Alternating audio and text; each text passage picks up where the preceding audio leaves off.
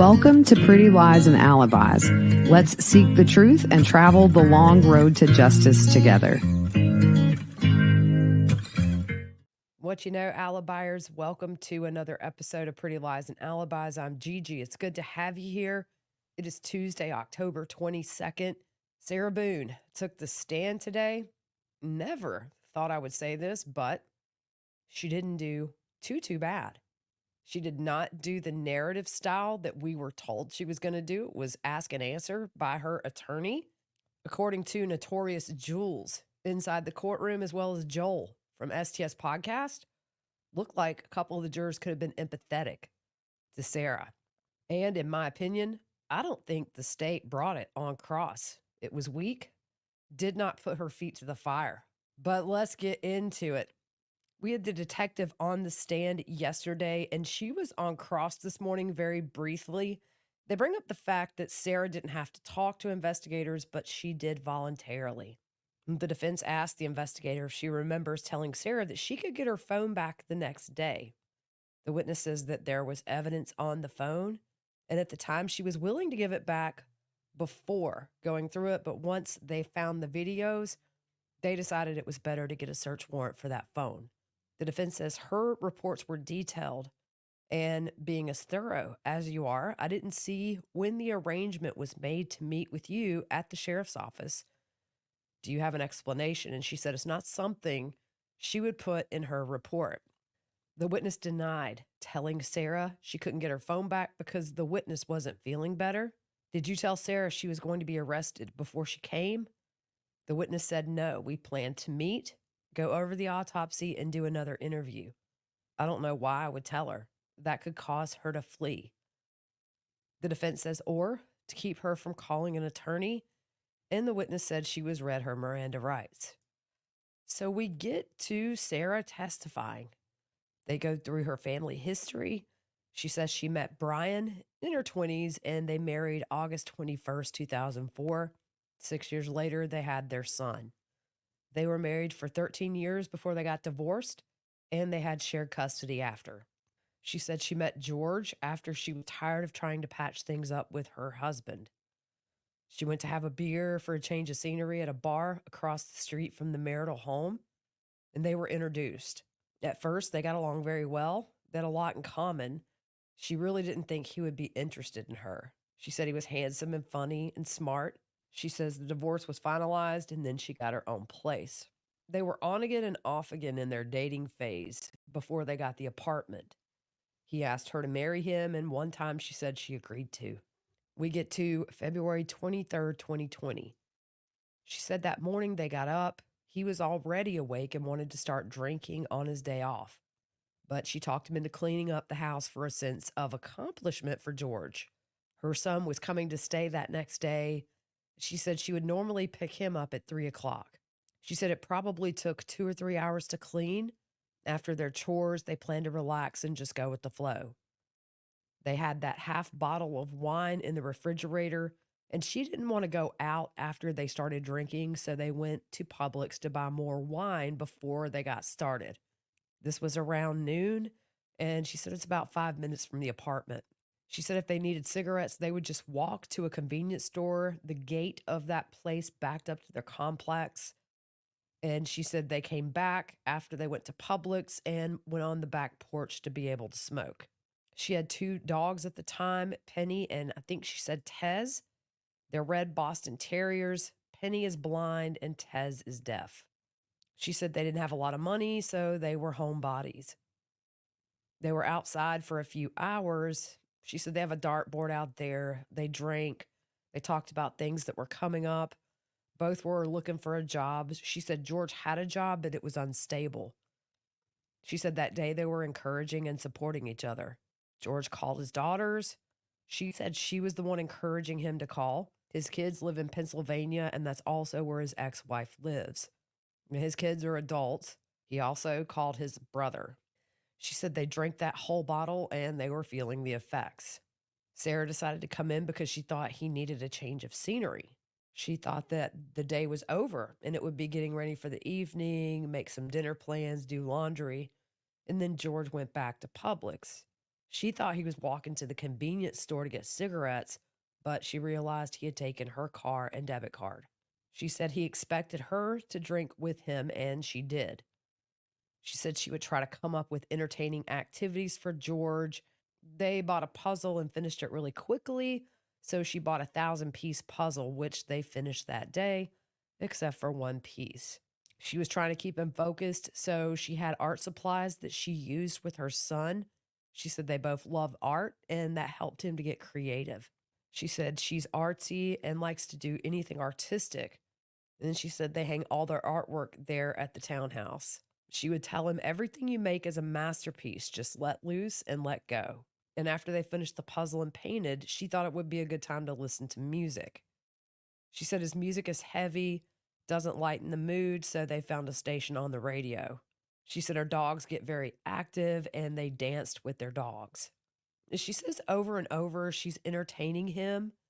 She said she was on the couch with her face in her hand trying to figure out what to do next. At this point, she doesn't remember if the wine was finished, but as the day wore on, they drank more and got more drunk. At one point, he knew she was out of ideas. He tapped her on the leg and said, "You're it." She went upstairs and hid in the shower. She hoped he would find her so they could just go to sleep. She said she laid down in the bathtub to hide. She waited for a while and then she decided to go to sleep since she was picking up her son the next day. She went downstairs to find George. And as she walked down the stairs, but before she got to the bottom, she saw that George was settling himself in the suitcase. She said that suitcase belonged to George, and she had recently taken him to see his kids in Pennsylvania, who he hadn't seen in years. The suitcase was broken. After that trip, they decided to donate it. They kept it in the upstairs closet in the back since they had moved into the townhouse, but they decided to move it downstairs to donate a week before. She said when she saw him in the suitcase, she thought, oh man, we're not going to go to sleep anytime soon. She said he was trying to get himself flat, so at first she didn't see him. And they talk about George being a small man. He saw her, and Sarah said she zipped him up and they thought it was funny. They joked about him being small enough to fit inside that suitcase, and from there they laughed. She moved the suitcase around with George in it. She said George closed the top and it was flopping, and that's how she knew where he was. So she zips him up and said George thought it was funny. She moved him around with the wheels, and she said we were just joking and laughing about it. She went and sat on the couch and grabbed her phone. The suitcase had flopped over due to her moving it around. She said she had a moment to talk to him while he was not able to get out for a moment. So she decided to videotape it for him to understand that right now I feel safe and I have the ability to speak to you where otherwise she wouldn't. She admits she was drunk and said things that she shouldn't have. She realized at that moment he could not get out and get to her. That went on for about 10 minutes. She says she intended to show him the video the next day, but she doesn't remember videotaping him. Watching the video refreshed her memory, and she says she wants the jury to know that majority of the time she's always afraid and scared. She admits that night she had anger and wanted George to have a better understanding of her feelings. She said she guesses he was uncomfortable and she wanted him to feel that. She turned off the video. We have that second video that was 11 minutes later. That one was 22 seconds long. That's the video where you hear George say Sarah's name one time and she didn't speak. She said in the 11-minute gap between those two recordings, they kept talking and his tone changed. And she knew the tone, and they ended up arguing back and forth. And what George said frightened her. He was cursing and threatening her. She said she is sure he wanted it out of the suitcase. It got heated quickly, and he kept pushing on the suitcase, and she was afraid he would break out of it. His hand started to come through, so she shook the suitcase to get his hand to go back in, saying, "Please stop doing this to me." But his hand did not go back in. She said he was forcefully trying to get out, and he was angry. She said she was always in fear, and if he had gotten out, he probably would have made her unrecognizable or she would have lost her life. She said she saw the bat leaning against the dining room table about 3 feet away from that suitcase. At this point, his hand is still outside of the suitcase, She said she had a split-second reaction, grabbed the bat, and poked his hand to go back in. She said she hit his left hand, which caused that bruising that was seen at autopsy. As she was jamming that baseball bat into his hand, he was still trying to get out, so she started to push on the suitcase with the bat, hoping to get his hand back inside. She said he eventually retracted his hand, and she thought she had prevented him from attacking her. At this point, the suitcase was upside down, and he was not cursing, threatening her, and his hand was inside, so she felt safe enough to turn it back over. She went back to the couch, and that's when she filmed that second 22-second video. She says she left enough room for him to get out. She thought he could breathe and never thought he would die. She said she wasn't trying to kill him. She didn't want to kill him. So she went upstairs and didn't let him out because she was terrified. As long as he was in the suitcase, he couldn't hurt her. She wanted him to stop being angry because she knew it was bad for him to be angry. The dogs ran upstairs with her and went on the bed. She had the phone with her and she called her ex-husband, Brian. It wasn't a long conversation, but she doesn't remember what she said. When he was threatening her, she asked the court if she's allowed to curse. He said he was going to effing end her, and that's what made her ask him to stop. She said he was going to try his best that night to probably take her life. At this point, they go to a sidebar to determine if the prior bad acts by George can come in. The judge takes a recess and comes in and says that the overact of his hand coming out of the suitcase was enough to justify allowing these photos to come in where George had abused her. She said after she called her ex, she fell asleep. The next morning, she slept in and woke close to noon. She didn't check the time, but she heard her phone ringing but didn't answer it right away, and she stayed in bed a while. She said she knew it was her ex calling. She either thought George was downstairs drinking, looking for jobs, or he left. So she got up and went downstairs, and it was quiet. So at first, she thought he left. He would use her son's laptop to look for jobs. She looked on the back porch, checked to see if her car was there. It was. When she checked the bathroom, she saw the suitcase and remembered the night before. She said she's never experienced anything like that before, and she can't describe the terror she felt. She unzipped the suitcase and was screaming, "George, George." She was shaking him, pulled him out of there, stretched him out, and was doing CPR. He was making gurgling sounds and he was purple. So she called her ex-husband after she heard the gurgling. She said her ex is notorious for bringing their son over at inopportune times. It was a knee-jerk reaction to call him, but her ex was her go-to. She called to be sure he wasn't going to bring their son over, but she asked her ex to come over because she thought George was dead. She said in the moment it felt like he was taking so long to get there, so she called him back. And when he got there, he went in, came right back out, told her to call 911, which she did. She said George was passionate. He was nice to her on the good days. He complimented her. And she said they were two bodies with one soul. She doesn't think she's ever had that kind of a connection with anyone. He had good traits, but he also had bad traits. One of those is his drinking. She said if he had his way, he would drink sun up to sundown. She said she had her son. She was trying to work to maintain the home, and that upset George. She said at one point they could afford vodka, so he'd buy a big bottle and finish it from morning into the evening. And she thought that's how he would be that morning. Sarah admits they both had alcohol problems, and his drinking affected her way to help him, which is the way she always tried to. She said one day would be survival, and another day she'd have to peel him off of her and call 911. So they bring in a lot of photos of her bruised up and injuries from prior domestic violence incidents.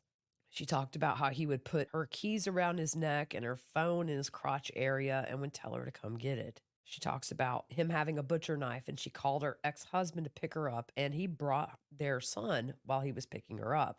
She was in the parking lot asking her ex to help get the keys from George. George comes to the door. He's waving the butcher's knife, saying nobody's going to take her keys or come inside. Her son was screaming at George to leave his mom alone, to give her the keys. So she tried to take them. And as he was pulling, it was kind of a tug of war, and it ripped her finger. The fingernail was gone, and the pinky had a gash in it. And they showed a photo of that. Another photo He had slapped hot soup out of her hand and she got a second-degree burn on her thigh. Another incident, George stabbed her in the leg and she said she almost bled to death. She explained she thought it would be nice to cook a steak dinner. George was drinking on the back porch, and the whole time she was inside cooking. She thought they could just eat dinner and go to bed. He came upstairs and he was very drunk. She got the dogs out and was ready to eat and start the movie, but George got rude and cursed the steak and found fault with it. She told George she would cut his steak up for him. What can I do to make you happier? She said he pulled on her and said he wanted to have sex with her on the steak and potatoes. She got offended. She crawled off the bed to leave, and he told her that she wasn't going anywhere, so he stabbed her in the leg. She said she heard a crunch and it started bleeding. She got a towel, told George she thinks she needed to go to the hospital. He got on his knees and begged her not to call the cops. He got her keys and put them around his neck, and he also got her phone. She said she was bleeding and feeling weak. He's still begging for her not to call 911. She crawled upstairs to her son's bathroom, held onto the sink and looked in the mirror and noticed her lips were blue. George called after her and she said, "I'm going to die. I've lost a lot of blood. Please, let's go to the hospital." He said before anything happened, she had to come up with a story so that he wouldn't get arrested. So the story, they were sword fighting with their steak knives and her leg was accidentally punctured. So he drove her, and the whole time he's barking at her to get the story straight. She said she had to go to 2 different hospitals for her injury. Law enforcement was brought in, and she stuck to the story. They do show photos of her in the hospital with a wound with stitches. Another incident, she was trying to sleep, but George had been drinking, and he grabs her by her hair and scratched her, trying to get her off the bed. She said the photo shows carpet burns.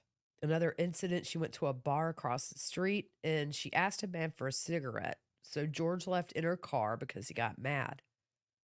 She walked home and she said she was terrified and he acted fine. So she didn't know why he left in her car. But then he called her some derogatory names and pushed her so hard that she fell into the metal doors in their laundry room and he pinned her down and started to strangle her. She said at one point she thought she would bite her tongue off, and then he started to strangle her again. She said the carpet was hard like concrete, so she grabbed his throat and pushed him off. He came up, called her a name, stomped on her face, and the next thing she knows is she woke up and he was passed out on the floor. She looked for her phone and called 911, and police did arrive for that. They show a photo of her eye that is black.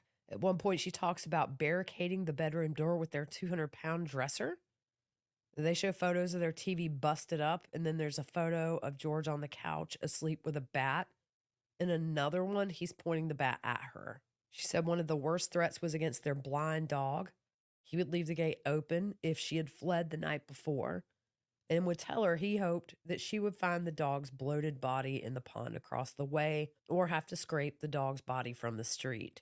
Now, at this point, they went to break, and then they came back and showed all these photos to the jury again. But back to the night George died, he called his brother, and she yells, "Tell your brother about choking me." She said she wanted it in the background so his brother was aware. She said this incident was the night before. She had the door barricaded, and he grabbed her off the bed and pulled her by her hair so she would come drink with him. She says the neighbors misremembered that loud noise because that loud noise was her getting drugged down the stairs by George. She is saying the neighbors have it wrong that the night George died in the suitcase, that's when they heard the noise coming down the stairs. Her attorney asked when they were both arrested for domestic violence at one point. She said that was the first time she fought back, and she was shocked that she was getting arrested for doing so. On the 2-minute video, she said, "That's how I feel when you're choking me." She said she was referring in general to the 2, 3, or 4 times that he did choke her. She says George didn't cheat on her, but George was addicted to pornography, and a lot of that was found in her phone. She told George that she considers that cheating. When asked why did she stay, she said, "As anyone who's ever been in love, when you love someone, you go above and beyond. You tolerate and persevere and try to make them as spectacular as you can, no matter the sacrifice, to serve somebody in a positive light so they can be better. Love is deep and strong and not fully understood for how people react to it. I deeply loved George, and I do to this day." As lame as it sounds, he used to compliment me and it made my day. She said she had a very low self esteem. When asked why she went to the police station the day after, she said the investigator gave her a business card with the investigator's cell phone and said if anything came to mind to call her. But she said she started to feel as if something was up as the day went on. She didn't feel like the investigator was being honest with her. So she called her and told her she felt the investigator was being dishonest with her. Well, the investigator said due to her being pregnant, it would be easier for her to come to the station instead of bringing Sarah's phone back to her. Sarah agreed to come in that next day, but she thought it was only to get her phone. However, they took her to the interrogation room and she thought she was only getting her phone. She said she lied to the police because she was fearful of being arrested. She said she made that first attempt of calling 911 thinking they would help. She ended up being arrested. And she's referring back to that time where they both were. She was scared of George because of the prior incidents, and she didn't want to die that night. So that was it for her direct. Y'all know I'm no fan of Sarah Boone, but it was not as bad as I thought it would be. By no means. And maybe doing the question and answer, it went better than her doing the narrative because I think she would have been off the rails. But on Cross, I think it fell flat, y'all. State asked if George knew someone named Crystal. I don't know. Did you mention something in a text about being one of George's B words? I don't know. The state asked, what about Christine or Pamela? She said these may have been people he was communicating with on your phone. Maybe. Did you send a long letter to his family saying that he was cheating? She said she did. But you don't remember their names? No. They move on to the day she found George. You call 911 at 1 p.m. And at that point, you're still feeling a little intoxicated. She said it was more shock. But the state points out, she stated I was still intoxicated a bit. 14 hours since the videos were made. Yes. State asked if she remembers the medical examiner talking about how alcohol dissipates over time. And so his calculations would be she would be around 2.5 times the legal limit. Sarah says, I don't know how you came to that number. He brings out the wine bottles, 1.5-liter bottles. And after finishing the leftover from Saturday, you both consumed 2 1.5-liter bottles. She doesn't remember how full they were at the time. But the state points out you were 100 pounds. George was 103 pounds. So 3 liters of wine between 200 pounds between the two of you over a day. And you said you were drunk when the videos were taken. Do you remember saying the room is spinning? She says yes. At 11:12, do you remember your level of intoxication or what you were feeling? Were you having trouble with your balance? She said she was more tired than anything, but she doesn't think she had trouble with her balance. The state asked if she had trouble flipping the suitcase over, and she said no. When asked, were you slurring your words? She said, obviously. So he's in the suitcase, and you wait 11 minutes and film another 22-second video. Is that something you would have done if you wouldn't have been drinking? She said, I don't know. Maybe if I was scared. You come down from the shower where you were hiding, and then you go down the stairs, and you could see he's trying to hide. The lid is down, but not zipped closed. So you come over laughing. You moved the suitcase around before zipping it, and she said, no. I immediately zipped it. She said they were still laughing. The state asked, how quickly after zipping did you start recording? She says, I don't know unless I watched the video. They ask if between those two videos is when George gets angry. Sarah said he had been off and on angry all day, but the state points out, you said it was a good day. Did you not testify to that? And she said, I did. When asked if he got angry when she zipped him up, she said yes. She asked, at which point through the day was he angry? He says, ma'am, you know I'm talking about when you zipped him up and he told you he can't breathe and you filming him was a lesson you wanted to teach him? She said, no, there was no lesson to be learned. I wanted him to understand how I felt so he could be a better person the next day. They put up a photo of George in the suitcase, and that was taken at 11:03 p.m. She doesn't remember taking it, and she doesn't know if George was in it. It looked like he was in it. They asked what was her memory between 11:03 and the movie at 11:12, and she doesn't know. But she does believe that he was in the suitcase between 11:03 up to that second video that was 20 seconds long. She doesn't remember if he said he couldn't breathe before the video. They bring up the fact that she said her neighbors misremembered the loud noise. And now you're saying you don't remember taking the photo at 11:03? No. You call 911 at 1 p.m. on Monday between you being in the townhouse and Mr. Torres in the suitcase. If you wanted to disturb things before you called 911, you could have, right? She says yes. And to the best of her memory, there was no loud boom that shook her apartment. In the second video, she goes upstairs afterwards. How quickly? Did you grab the dogs? And she said no, they were upstairs already. Did you call the police to tell them you zipped someone up and they couldn't get out? No. Did you tell your ex husband you zipped George up and needed to do something before he passes? She said, I called Brian, but I don't know what it was about. The state says you spend day after day finding things to entertain him, almost like a child. Sarah says that's your interpretation. The state says you say George was notorious for doing certain things. You say your ex husband is notorious for doing certain things. What would people say you're notorious for? And she doesn't know. She admits she lied to the police when confronted with his injuries, and she said she had nothing to do with it. The state brings up, she said George would use her phone to look at pornography and ask at any time, could it have been you? And she said, if I was looking back to see what he was looking at, did you threaten to get George arrested if he didn't do what you wanted? She said, I wouldn't say threatened. The state said, well, if he didn't return your call, you'd threaten to have him arrested? And she said, no, but if he had my keys or something. Well, they said, this is your townhouse. When did you take him off the lease? She said, he wasn't taken off. Did you ever change the locks? Sometimes. Did you leave the key in the hiding spot that he was aware of? She said there's multiple hiding spots. Did you tell the police he knew your hiding spot for the keys? No. They ask if when, according to her, he drug her down the stairs the night before, did you get any scrapes or carpet burns or any injuries? She said there was a wad of her hair on the stairwell. State points out she was photographed the day after the incident. They point out she would go to the hospital and tell them things that weren't true, and then sometimes she would leave without getting treatment. She also admits sometimes when she was in the hospital, she was under the influence. They ask at what point that night does her memory stop? What do you remember prior to the video being made? She doesn't recall. At this point, they have her get off the stand, come down, show the jury where his body was positioned inside that suitcase. She said his feet were towards the front with his knees tucked up. They asked, how did you zip it shut? Can you show where you left an opening? She said it's harder than it was back then, but she turns the suitcase and said it was here. At this point, the zipper's facing the jury, and she said it was not this hard either.